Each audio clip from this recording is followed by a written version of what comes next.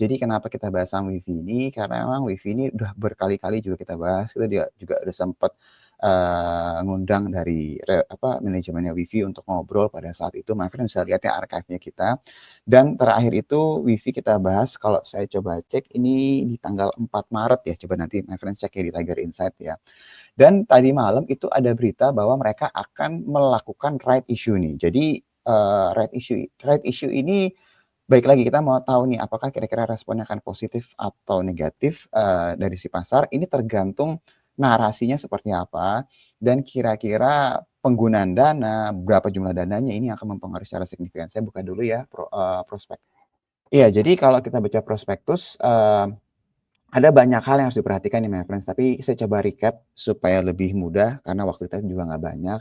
Yang jelas di sini Perseroan itu berencana untuk menerbitkan HMETD. Jadi kita dikasih hak ya untuk memesan efek terlebih dahulu, bukan private placement ya. Jadi ini kita punya hak untuk menambah, di mana di sini disebutkan bahwa sebanyak-banyaknya 2,9 miliar lebih ya, di mana mewakili sebanyak-banyaknya 55,56% dari modal ditempatkan dan disetor penuh setelah PMHMETD, di mana rasionya ini disebutkan setiap pemegang 4 saham lama yang namanya tercatat dalam daftar pemegang saham Perseroan pada tanggal 13 Juni 2025 pukul 4 sore berhak atas 5 HMETD. Jadi ini rasionya 4 saham lama dapat 5 saham baru ya. Dan di sini disebutkan bahwa harga pelaksanaan HMETD-nya itu di angka 2000 atau selisih 15 poin lebih tinggi dibandingkan hari ini. Ekspektasi, nah ini yang mungkin agak cukup harus di-highlight ya buat my friends. Di sini jumlah dana yang akan diterima Perseroan dalam corporate action ini sebanyak-banyaknya 5,898 atau hampir 6 triliun. Jadi kalau ngelihat ngomong ekuitasnya itu berapa sih sekarang? Ekuitas sekitar 1 triliun lebih, nanti saya bisa kasih lihat.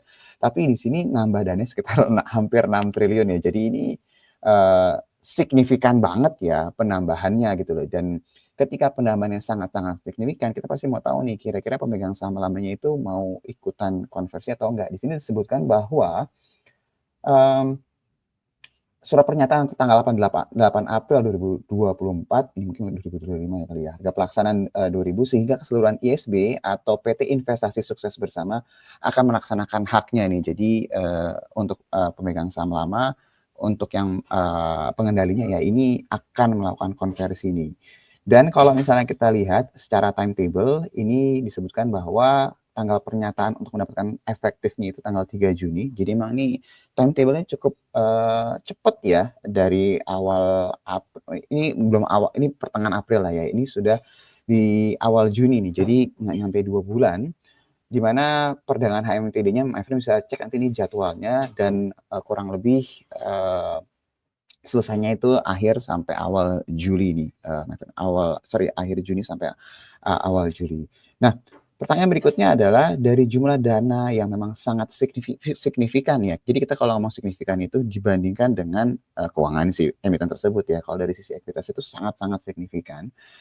Pertanyaannya adalah ini untuk apa sebenarnya? Jadi kalau misal di sini disebutkan bahwa sekitar 5,8 triliun akan digunakan untuk pembangunan jaringan FTTH atau Fiber to the Home untuk 4 juta home pass yang berlokasi di Pulau Jawa. Jadi memang seperti yang kita ketahui, kita sering bahas bahwa emiten ini lagi agresif banget ekspansinya. Dan memang waktu kita sempat ngobrol sama manajemen, saya juga beberapa kali nanya, ini kira-kira gimana Pak pendanaannya, terus targetnya gimana, karena ini sangat-sangat agresif sekali ya. Jadi memang tanda kutip sudah mulai terjawab bahwa sumber pendanaannya akan melalui corporate action ini, di mana kalau dilihat mayoritas semua saham yang dikeluarkan, mayoritas dana yang dicari atau sekitar 5,8 triliun ini memang benar-benar untuk ekspansi. Jadi biasanya pasar itu tendensinya akan lebih suka ya. Jadi kalau misalnya dia nyari uang bukan untuk bayar hutang tapi untuk ekspansi yang lebih agresif. Dimana kalau misalnya friends lihat di sini FTTH ini memang untuk melakukan penetrasi pasar dengan menyalurkan internet murah dengan harga Rp100.000 per bulan. Dan kalau memang dibandingkan sama kompetitor emang ini jauh banget ya murahnya ya.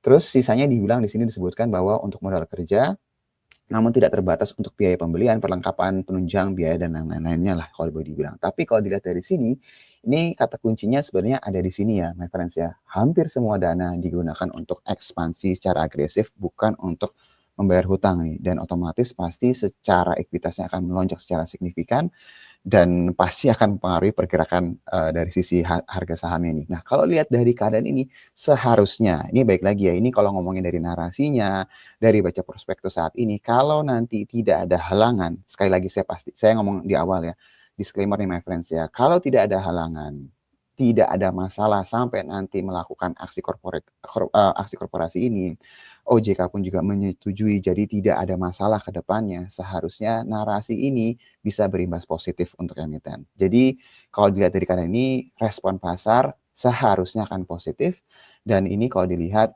berimbasnya akan sangat signifikan ya terhadap kinerja keuangan perusahaan ke depannya. Nah itu mungkin Yul dari saya. Jadi kalau misalnya kita ngelihat marketnya itu turun atau merah, nggak usah khawatir my friends karena setiap hari selalu ada, peluang untuk optimis. Saya kembalikan lagi ke Yuli.